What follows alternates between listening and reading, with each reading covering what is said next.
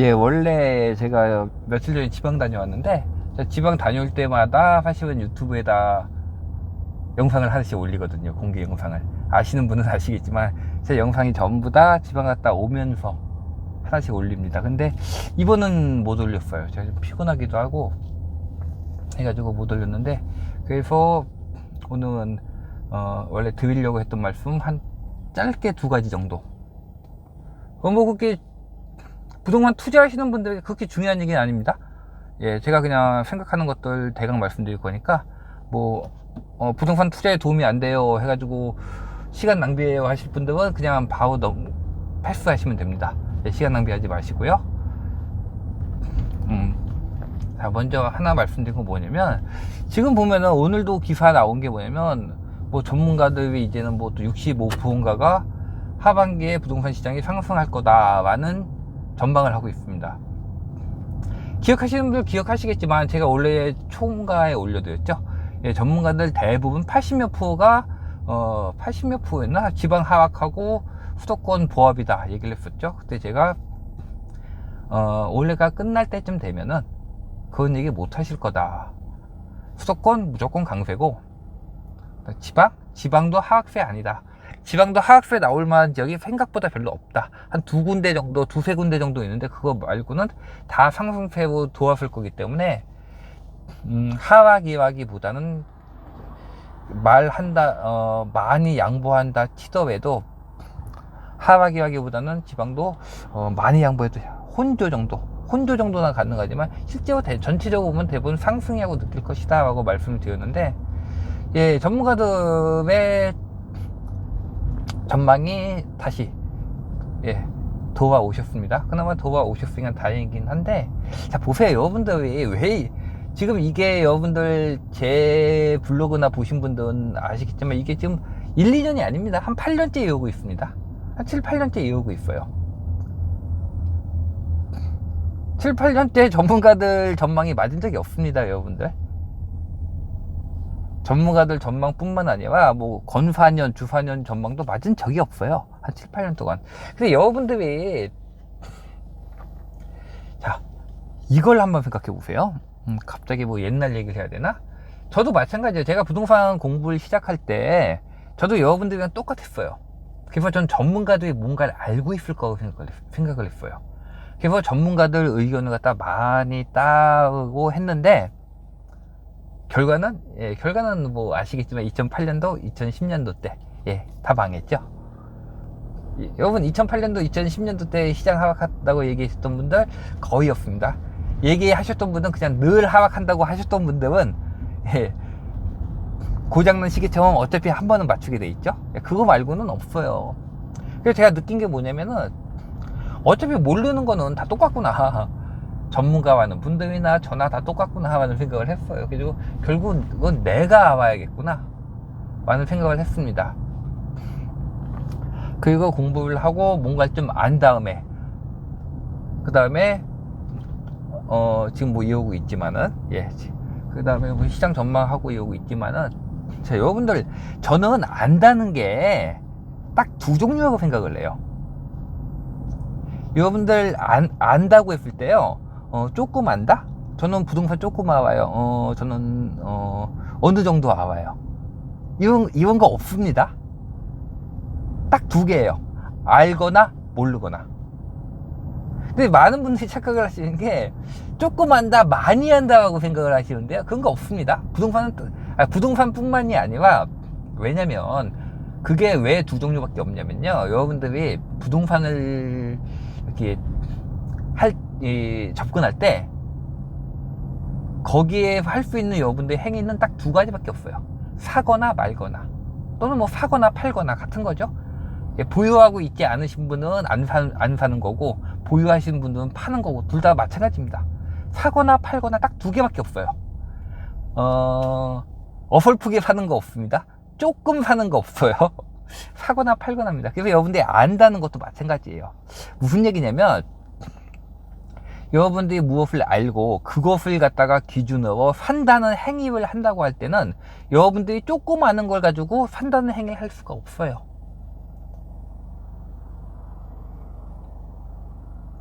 생각해 보세요. 조금 안다는 건요, 모르는 거랑 똑같은 거예요. 근데 저는, 제 생각은 그래요. 제 생각은, 저는 굉장히 보수적입니다. 예, 아시는 분 아시겠죠? 저는 투자도 굉장히 보수적이에요. 사실 뭐 투자는 안 하지만은, 투자 조언을 할 때도 굉장히 보수적으로 봅니다. 내가 아는 거는 해요. 조금 알거나 많이 하는 건 안 합니다. 그럼 모르는 건 똑같은 거예요. 그리고 여러분들이, 제가 예전부터 이렇게 하면은 이 부동산 쪽에서 자기가 조금 알거나 조금 많이 한다고 생각하시는 분들이 있어요. 내가 부동산 투자는 안 해봤지만 조금 알거나 조금 많이 알아. 주로 어떤 분이냐면 경제 쪽 하시는 분들, 뭐 주식 하시거나 이렇게 하시는 분들, 자기가 부동산을 다 알지는 못하지만 조금이나 조금 많이 한다고 생각을 해요. 그 언제냐, 2012년 2013년도 때도 제가 이렇게 하시는 분들에게 지금 매입하시면 됩니다 하고 얘기를 했는데, 그때 매입을 안 하신 분들이 되게 많아요. 그분이 어떤 분이냐면 조금 하시는 분들, 이런 분들이 매입하는 분들이 되게 많습니다. 자기가, 근데 보세요, 조금 아는 걸 가지고, 여러분, 제 생각은, 저도 사실은 돈이 굉장히 없어 본 사람이기 때문에, 돈의 중요함을 대해 저도 너무 잘 압니다. 제가 돈을 그렇게 좋아한다? 돈을 벌려고 막 하는 사람은 아닌데, 돈이 없을 때 얼마나 비참한지는 아주 잘 압니다. 근데 그건 중요한 돈을 갖다가 투자를 하는데, 조금 아는 거 가지고 투자할 수 있을까요? 확신이 없는데? 못합니다. 저는 못해요. 제가 투자를 한다는 얘기는 확실히 한다는 얘기예요. 그래서 여러분들이 시장을 갖다가 접근을 하실 때 저는 그랬으면 좋겠어요. 어땠으면 좋겠냐면, 여러분들이 시장을 접근을 하고 시장에 대해서 공부를 하실 때요, 확실히 아는 거 하나가, 그냥 완벽하게 아는 거 하나가 어설프게 아는 거 100개보다 훨씬 더 중요합니다. 하나를 확실히 알면 돼요. 근데 많은 분들이 그게 아니라 어설픈 100개를 아는 게 더 중요하다고 생각을 하고 계세요. 아닙니다. 부동산 시장이라는 건요, 확실한 거 하나가 훨씬 더 중요해요. 계속 말씀을 드리지만, 제가 수학가잖아요. 수학에서 여러분 기하, 뭐 유클리드 기하, 비유클리드 기하 나누는데, 유클리드 기하과 비유클리드 기하, 전혀 다른 학문체계 두 개의 차이는 딱 하나예요. 딱 하나면, 그 하나만 달라지면 학문 체계 자체가 달라져요. 그리고 기하계한 것 자체도 그 기반을 이루는 원리가 생각보다 많지 않습니다. 우리 인류가 그 오랜 기간 동안 공부를 해온 거지만, 기본적인 요소는요, 매우 단순해요. 여러분들이 부동산 시장의 구조를 이루는 매우 단순한 요소를 갖다가 안다면, 어떻게 한다면? 조금 한다면? 많이 한다면? 아니요. 완벽하게 한다면. 10개를 어설프게 하는 것보다 하나를 확실히 하는 게 훨씬 중요합니다.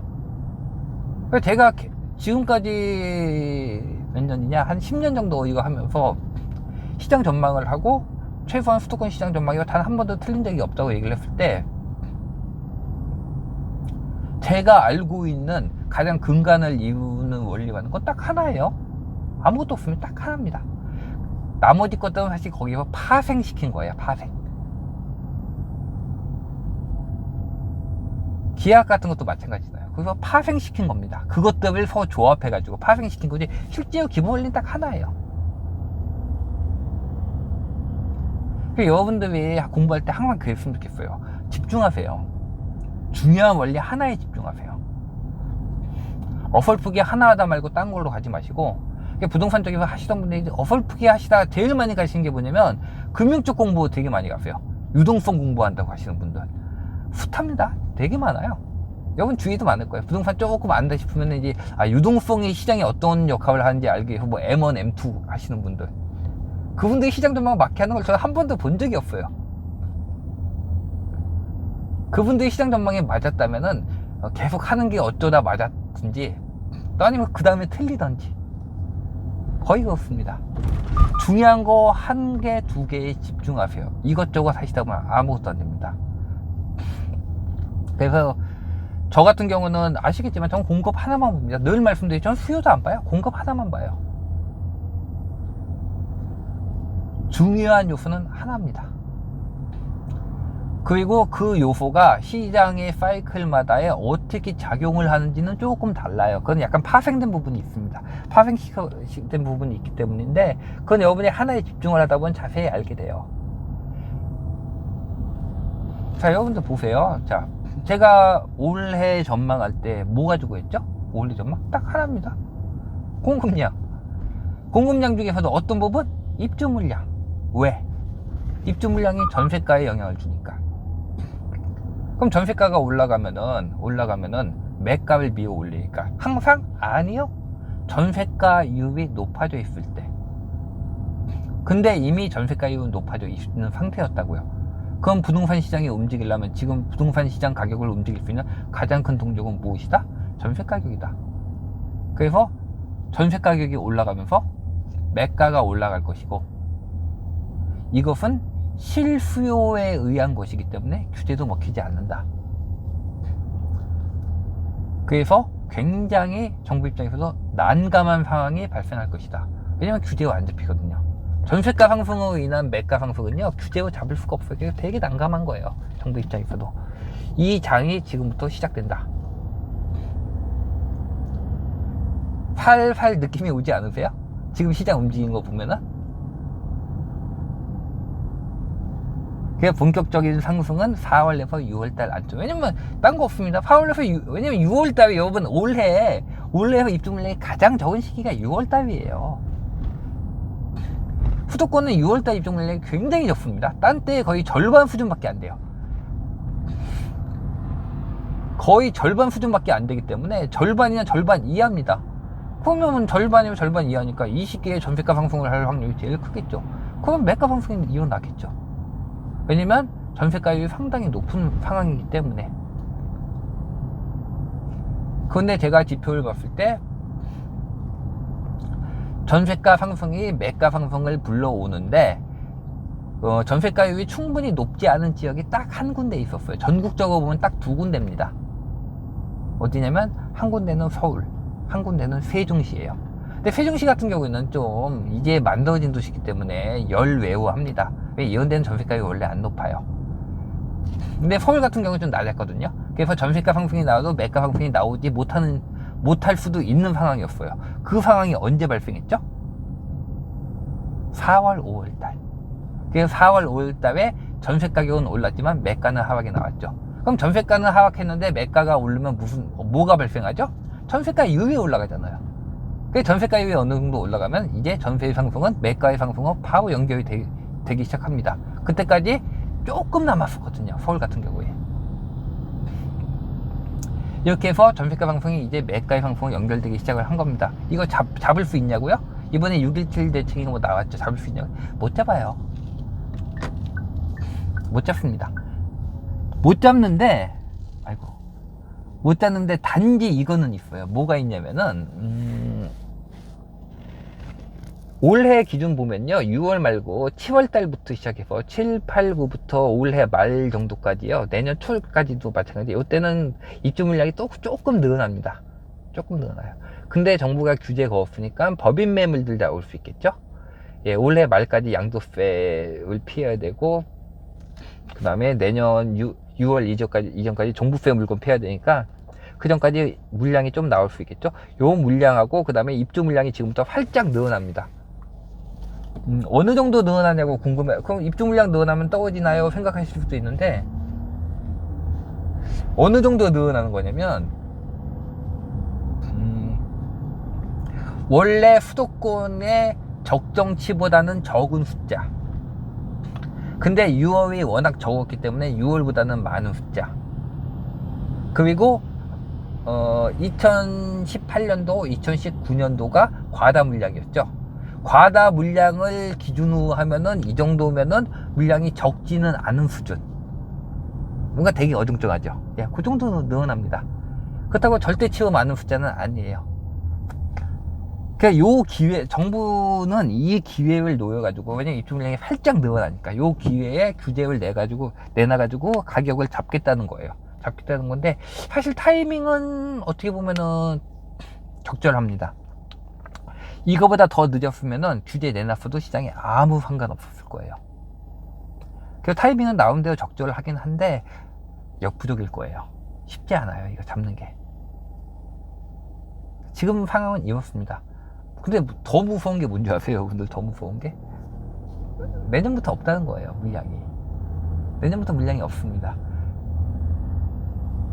제가 예전에 2013년도 2014년도에 10년 사이클을 말씀드린 적이 있죠. 그때 제가 이번 장의 끝을 2023년 정도 잡았어요. 기억하시는 분들 계시겠지만 2022, 2023 왜 그렇게 잡았는지 이유도 기억하는 분 계신가요? 2022에서 2023은 입주 물량이 많이 늘어날 시기였어요. 원래는 늘어날 시기였습니다. 왜 2022, 2023이 늘어나는지 아세요? 여러분들이 정말로 공급 물량에만 집중을 해서 공부를 하셨다면 제 말 들으면 바로 이해하셔야 됩니다. 2022년에 입주 물량이 늘어났다는 건 분양 물량이 언제 나왔다는 얘기죠? 2022에 입주 물량이 가격을 갖다가 낮출 수 있는 확률이 있다는 얘기는 입주 물량이 2021년도부터 나왔다는 얘기예요. 왜냐면 입주 물량이 보통 2년치 나와야지 시장이 가격이 보통 침체 들어가거든요. 이번에도 보셨죠? 2018년도부터 입주 물량 나오니까 2019년도에 침체 나왔죠? 이런 식입니다. 이거 그러니까 지금 하나하나 설명을 하는데 여러분들이 공부가 너무 부족해요. 제가 봐가지고 공급 물량이나 이쪽에 대해서 공부가 좀 돼 있다고 하시는 분을 찾아보기가 힘들어요. 거의 없는 수준이에요. 제가 제 밴드 분들 빼고는 진짜 수준이 너무 낮아요. 사실은 참 가슴이 아픈데, 보통 입주 물량이 2년 정도 이렇게 겹쳐야지 물량이 보통 가격에서 전세가 하방이 나오고 매가가 조금 밀리기 시작을 합니다. 지금 올해도 2018년도부터 입주 물량이 늘었어요. 그래서 19년도에 나왔죠. 정확히는 2017년 말부터 늘었고요. 자, 이런 시기 때문에 2022년도에 힘들려면 2021년도부터 물량이 나와야 돼요. 2021년도, 2022년도 물량이 나오려면 언제 분양이 터졌어야 될까요? 3년 빼보세요. 2021, 2020, 2019. 그럼 2018년도, 2019년도에 물량이 나왔어야 된다는 얘기예요. 근데 실제는 어땠죠? 물량이 안 나왔습니다. 나왔어야 되는데 안 나왔어요. 그러면 저한테 너는 뭘 보고 2018년도에 분양 물량이 늘어날 거라고 얘기를 했냐? 그러면 늘어날 가능성이 있다고 했냐라고 얘기를 하신다면은 뭐였을까요? 2018년도에 원래 늘어났어야 되는 게 18년도부터 19년도에 재건축이 4년 걸리잖아요. 2017년도 말에 초과이익 환수제가 있었다고요. 그래서 재건축 단지들이 전부 다 2017년 말까지 이제 관리처분 기준에 관리처분을 떨어뜨리려고 했다고요. 그러니까 2017년도 말까지 관리처분을 떨어뜨리려고 노력을 하게 되면요, 그 물량이 그 정도에 나오게 됩니다. 그게 또 뭐가 있었죠? 뉴스테이가 있었다고요.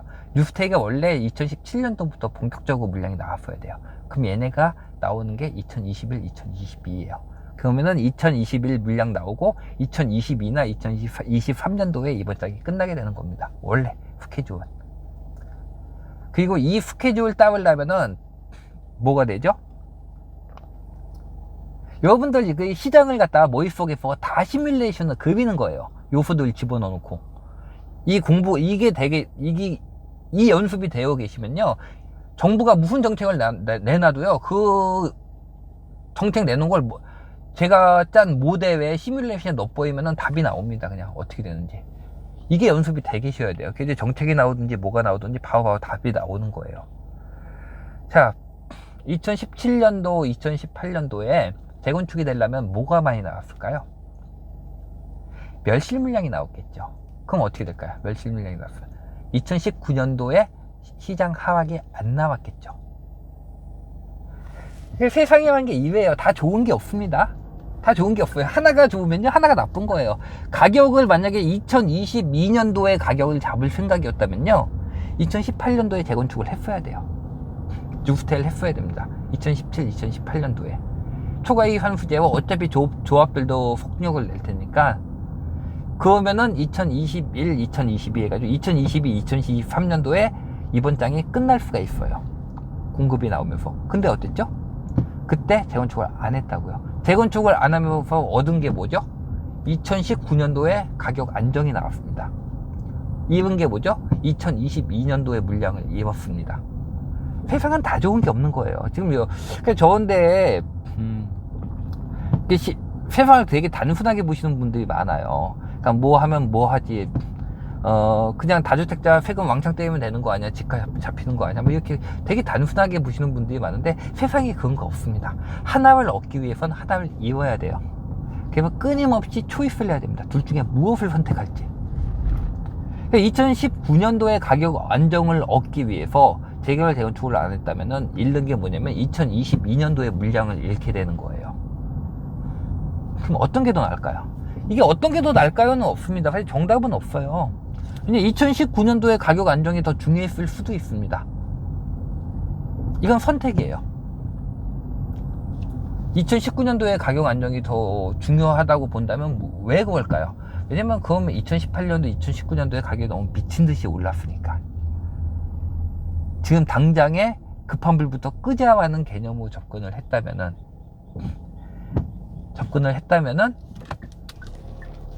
2018년도, 2019년도에 재건축을 추진을 안 시키는 게 맞아요. 개발을 지금 뉴스에 보니까 그래서 개발하지 말자 그런 얘기들도 나오더라고요. 차 대놓고 잠깐 얘기를 할게요. 그게 그런 겁니다. 그 마음이 무조건 틀렸다는 얘기는 아니에요. 우린 다 얻는 게 있으면 잃는 게 있습니다. 대신에 그걸 얻기 위해서는 반드시 잃는 게 있다는 거예요. 세상은 다 그래요. 얻는 게 있으면 잃는 게 있습니다. 그래서 이번 장에서 2019년도에 저는 하락이 안 나올 가능성도 굉장히 크다고 얘기를 했어요. 왜냐면 멸실 물량이 나오기 때문에. 하지만은 멸실 물량이 나오지 않았습니다. 잠시만요. 이게 계속 끄는 거구나. 멸실 물량이 안 나왔다는 얘기는 재개발 재건축이 안 됐다는 얘기예요. 그래서 저는 둘 다 가능성이 있지만 19년도에 사실은 침체나 하락이 안 나올 가능성도 많다고 얘기를 했는데 그래도 약간 나왔어요. 즉 제가 틀린 거죠. 네, 물론 둘 다 얘기를 했기 때문에 틀린 거 아니에요. 피해갈 수도 있지만 어쨌든 저는 무게는 19년 하락이 안 나온다는 쪽에 무게를 더 줬습니다. 하지만 나왔어요. 이유는 제가 생각했던 것보다 멸실 물량이 안 나왔습니다. 즉 재개발 재건축이 진행이 안 됐습니다. 그럼 내가 틀렸으면 꽝이네? 아니죠. 기준이 있는 거예요. 이렇게 여러분들이 기준을 세워서 좋은 게 뭐냐면, 자, 내가 틀렸어. 틀리면 뭐가 틀렸을까? 멸실이 안 나왔네. 그럼 단지 그게 끝인가? 아니죠. 여러분들이 기준을 가지고 있으면요, 자신이 틀렸을 때도 이게 틀렸다는 것은 이 훗날에 어떠한 영향을 줄까를 찾을 수가 있는 거예요. 그래서 항상 기준이 중요합니다.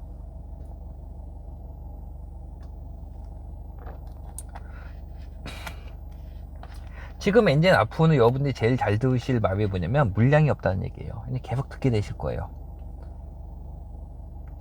공급 물량이 없기 때문에 전세가 상승을 막을 방법이 없다 라는 얘기를 이제 앞으로 몇 년간 듣게 되실 겁니다. 이 말이 나오게 된 이유는 언제?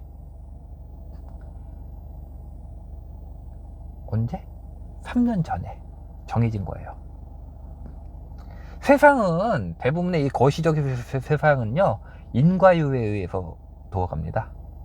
그리고 그 원인은 훨씬 이전에 있어요. 여러분들이 부동산 가격에 관한 결과를 보고 싶다면요, 원인을 아셔야 돼요. 원인을 알지 못하면 결과를 여러분들이 알 수가 없습니다. 결과를 알지 못하면 어떻게 되냐? 지금 오늘자 신문에 나온 그 부동산 전문가들처럼 됩니다. 작년 하반기에는 하락한다고 얘기를 했다가 반등 나왔죠. 그러다 원래 또 침체 약간 나왔죠. 그러니까 또 앞으로 2년간 침체된다고 얘기를 했다가 또 상승 나오죠. 그러니까 또 이번엔 65%가 상승한다고 얘기를 했죠.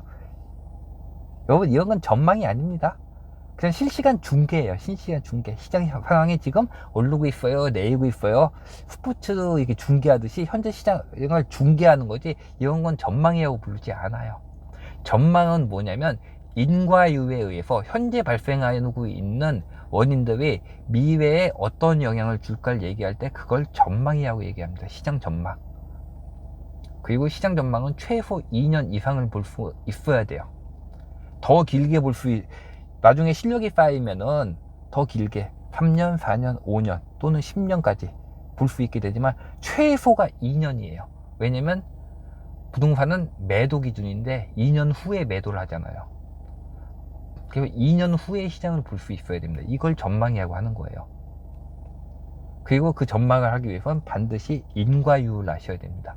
현재 상황이 미래에 어떤 결과를 만들 것인지. 자, 이번에 진짜 617 대책 나온 거 한번 말씀을 드리면, 이거에 대해서 뭐 자세하게 분석을 할 생각은 없습니다. 할 필요도 없어요. 의미 없습니다. 왜 의미가 없냐고요? 제가 계속 말씀드리잖아요. 부동산 시장은 공급에 의해서 만들어졌다고. 여러분들 이번에 617인가? 616이에요? 617이에요. 대책 중에서 공급 확대책 나온 거 있나요? 없죠. 그럼 의미 없습니다. 보실 필요 없어요.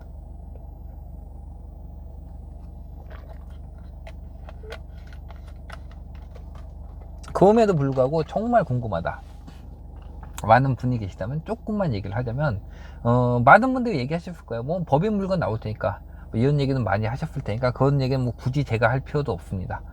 뭐 조금 잡아드리고 싶은 부분은 있는데, 뭐 그렇게 중요하지 않으니까. 그것보다는 이제 그 얘기 한번 해드릴게요. 이거 끊어서 얘기하겠다. 길어지니까 20분 넘어가니까 너무 길면 여러분들 지루하실 테니까 끊고 다음에서 얘기해 드릴게요.